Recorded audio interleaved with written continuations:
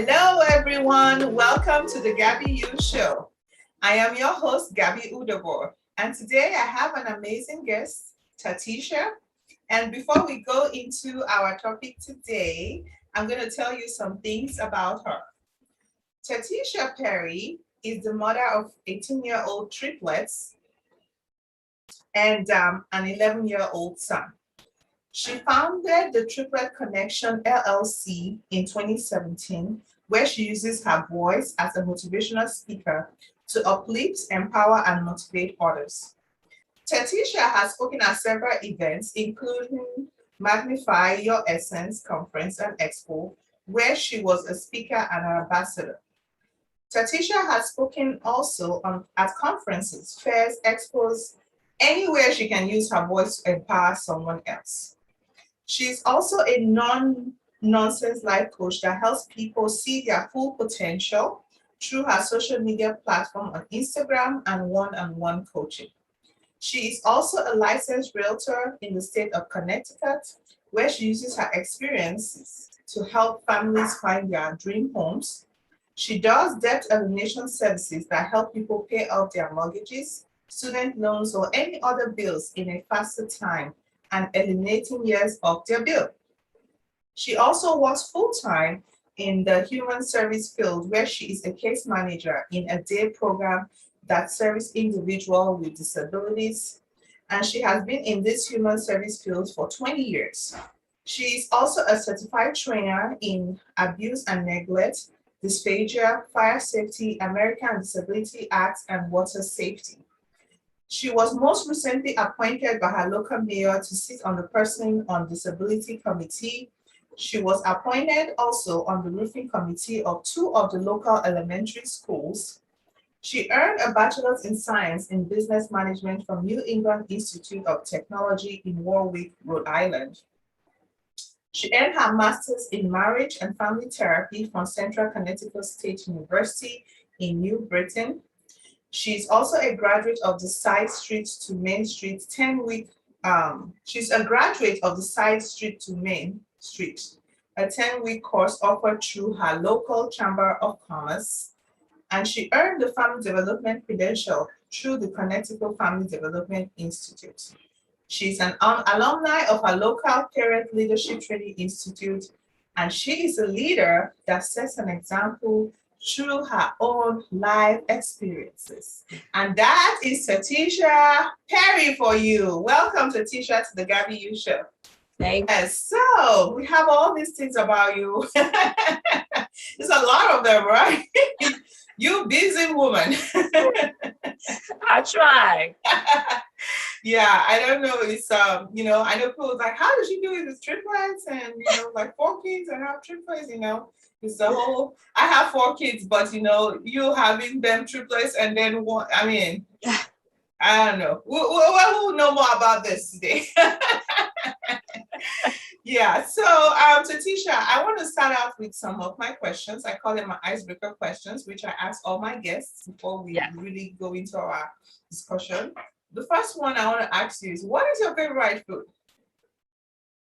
So I love pasta. Anything with sauce, ravioli, spaghetti, Yes. calzones, pizza. All of them. All right, all the pastas. Yeah. Doesn't matter how it looks like, it's pasta. Okay. All right. So what would you say is your favorite quote? So my favorite quote is by Tateisha Perry. And he was on, I believe it was the BET Awards. He said, there's people lives tied into your dreams. People lives ties into your dreams? Yes, there's people lives tied into your dreams. He was giving the motivation speech about just, standing up and doing what you're passionate about and what you want to do in life and not holding your talents back. Yes, absolutely. I strongly believe in that. Yep, no holding back. Just do it. Yes. All right. That's one of my favorite quotes. Okay, that is a good one. And so I want you to share with me what are the key things you feel that has shaped you to be this woman you are today your struggles, your victories. It could be from anything, from your health, your business, career, motherhood, just go all the way and tell us. So I feel like what shaped me today is number one, overcoming being born with legally blind in one eye. So, I saw the world out of one lens particularly. Also having triplets actually made me a big view about about life and parenting and, doing three kids at once, having three kids at once and trying to juggle that as number one, a new time mom and a new time mom times three. Some of my struggles were just finding out who I was and finding my worth. At one time, I didn't know who I was as a person. So, molding myself into who I wanted to be was a struggle for me for a while. And, I believe once I had kids, it helped me to figure out, okay, this is what I'm passionate about, and this is what I should be doing. Wow. So you would say that, actually before you had your kids, the triplets, you did feel like you were strong enough, I would say. Not that I wasn't strong enough. I just felt I was a very introverted child. And so, I kept things in. I kind of let people walk over me in a sense until I had kids. And then I was like, okay, I have to advocate for them. Yes. And so that's where I felt like that was my pivot point and me finding out, okay, this is what I want to do. This is how I want to do it. And this is the person I am. Yes. Wow. That's what, they said, don't mess with mama. Exactly. And that's exactly what it was. I became mama bear. Yes. We were born premature, so I had to advocate for them, going to doctors, finding the right doctors. So, that all helped me to realize that, okay, they can't, speak for themselves, so they can't help themselves. I have to do it. Yeah, it's like these little humans that God just gave me 3 of them. I'm in charge now. Like, oh my goodness. So how would you say that process, because there's always this thing. I know now a lot of people have triplets, people are getting aware and all that, but how would you say you dealt with that? Did you feel like you got enough help, getting them? They're 18-year-old now. How did you feel raising them up and all that, especially when they are little? And when I say, and I will not take credit of my own, it takes a village to raise children. It took a village. My parents were amazing. Their grandmother on their father's side was amazing. My family, I have a huge family. So everybody just kind of pitched in where they could fit in. If it was helping feeding or helping go into the doctors, because of course I had to take all 3 at once. I had a baby shower after I had them because they were premature and I was in the hospital for 2 months. But even that, my family throwing me a big baby shower and I'm having everything I need for them for a whole year, not having to buy diapers and clothing. Yes. So just people, everyone all around just helping where they could. Wow, that is awesome. Yeah. So how would you, how long did it take you back, going back to work or, doing work stuff with having them, So I was only out about the 6 weeks. Oh, really? Wow. I ended up going back to work after 6 weeks. Like I said, it happened to work out that my mom had lost her job around that same time. So she was home to be able to help me. So I could go back. Okay. Yeah. So and then when I did go back, it was part-time, it wasn't full-time. Okay. Yes. Yeah. Wow, that's hard. I know even having that help, he's like, oh my God, going back, like, I have to leave these 3 days. You are with somebody that you trust, which, it's not always easy. I know some people, they don't have that help. They have to take the kids to daycare and it's like, Yeah, I was lucky enough. They didn't go to daycare until they were like almost 3 or 4. So once she found another job and then they went to daycare and I was lucky enough for that. Like 3 or 4 years? Yeah. Wow, that is great. Yeah. They weren't, because I wanted them, actually, no, I'm sorry. They were 2.5. I wanted to wait till they were talking. And it worked out that she didn't find another job until around that time. So they were like 2.5. Okay. That's not a bad age, yeah. I mean, that's what for me too. I have had that opportunity for my kids, except I have 4. Only one of my kids, I had to do that because I just started nursing school and it's so intense. So she was the only one. She was like 9 months when or maybe 10 months, and it was not so, it was so painful to me. But the others, our schedule, my husband and I have had that schedule where we keep them till they are like 3-ish, but they start going to daycare. And it's something that's to let people, if their schedule permits, if they can do that, I just feel personally that works better. But not everybody has that. And the fact that at their age they're starting to talk, so hopefully they can say, "Mom, someone hurt me," or something. Yes, that was my main goal, was just making sure they can be at an age where they can say, this person, hurt me. Yes, that's absolutely right. So what would you say you are most proud today as a woman? I'm proud of just being an advocate for, again, the disabled community and children who have been bullied. I'm proud of course, being a parent. I'm always bragging about my kiddos and everything that they do. But just, again, finding who I am, being proud of the skin that I am in, and, trying to just do God's work. Yes. Because when I was reading your bio, you've done so much, which I was talking that, having this push to do all these things to just make yourself better because you want to help all these people. Yeah. And you don't realize until you sit and hear somebody say all the stuff we've been, like when you were speaking, I'm like, wow, I didn't realize I accomplished all of that. And for me, it's like, okay, what's next on the agenda? But yeah, it's like, who is that lady, girl? Who did that? How did you do that? Yeah. I mean, it's amazing that, and this is just something I want to share with our listeners. Like, sometimes we underestimate ourselves. And sometimes, other people see the potential in us, we're not seeing it. We don't realize how much we have done for ourselves. We are comparing and say, oh, look at what she did.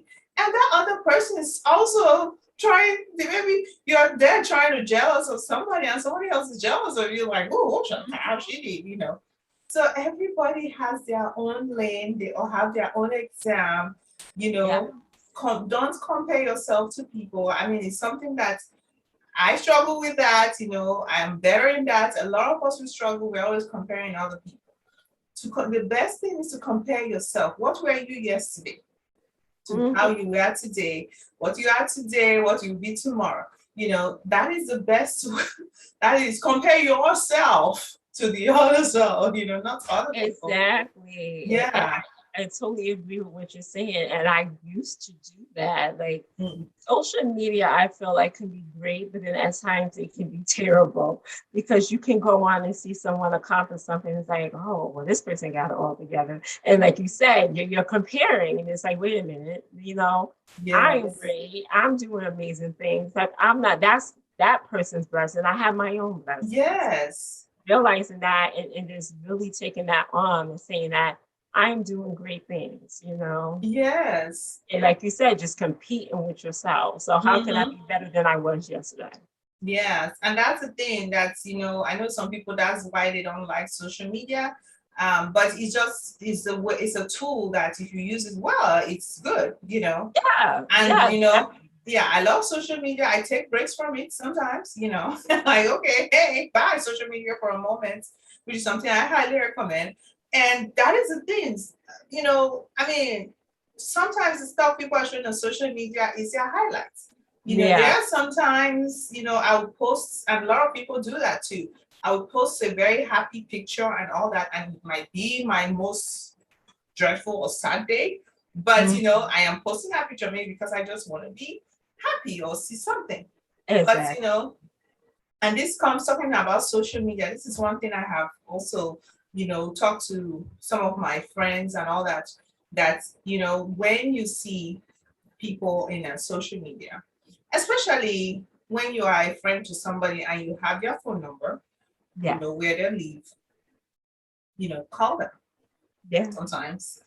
Because I've had this comment a lot of the times when I will have talked to some people like, hey, like, oh, because I post a lot on social media. And they will say, oh, well, I saw your picture here. You look like you're doing fine. You look all happy. And I'm like, okay.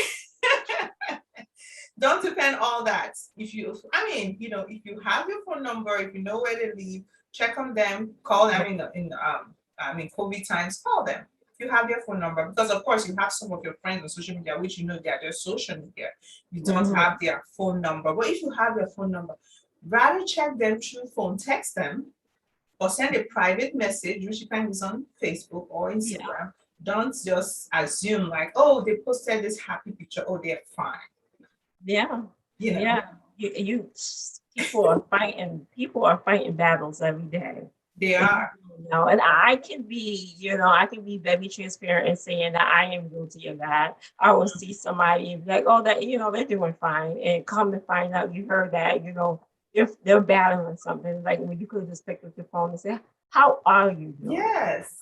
I mean, it's different if you don't have, and again, if you don't have your phone number, you can send a private message. Because that's, like, it's different. It's window. But yeah, that's the thing, because it's unfortunate that I have seen not just one time and maybe other, but when she posted that she lost a friend, and she's like, well, she looked happy, she was posting and all that, but she didn't know she committed suicide. And she was posting in the last few days of all stuff, but not knowing she was dealing with stuff, and but I know we just diverted and went into them. No, but it's a great conversation. You're right. Yeah. So this is something that we need to know, talking about empowering ourselves, women empowerment, encouraging each other. And anything we goes here. We talk about everything. Nothing wrong with that. Yes.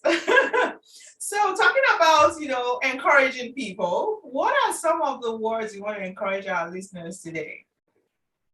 I definitely want to tell your listeners to just believe in yourself. Go for your dreams. Don't be afraid to strive for greatness. A lot of times we're afraid of what we can be, and you never know what you can be if you don't step out of that fear and try. That is so good. And that is one thing I've said before. I think I did a little clip on that, on when you make mistakes. It's like, oh, I'm always making mistakes. Oh, that means you are busy doing something. Exactly. You're busy doing something. Yeah. Because if the way for you not to make mistakes is not to do anything. And of course, hopefully you learn from that mistake and refine it, and then you get better. Exactly. But you just have to step out and do it. Yes. No, you're right. That's good. So before we end the show today, I want you to tell us, how can we connect with you? Is there any project you're working on? Do you have any freebies for the listeners? Anything, just that. I'm currently working on 2 projects. I have one called What's Next. I'm looking for high school seniors who is trying to figure out what's next after high school. Again, my daughter just dropped her off yesterday to college, and it's a hard time for her to figure out. She has so many acceptance letters, she couldn't figure out which college to choose.